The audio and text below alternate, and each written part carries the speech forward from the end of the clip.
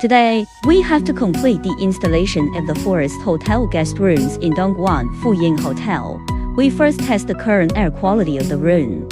Through a series of tests, we can see that the formaldehyde, TVOC, and PM2.5 content are not exceeded, and the negative ion concentration is low, which can hardly be displayed by the instrument. Let's start the construction. First, cover the furniture and appliances in the whole house. This traceless protective film can not only cover well, but also will not damage the surface of the furniture and appliances in the guest room. After that, we start the construction. After the pollution treatment is completed, the room is sealed for half an hour. Now we install the return air vent product.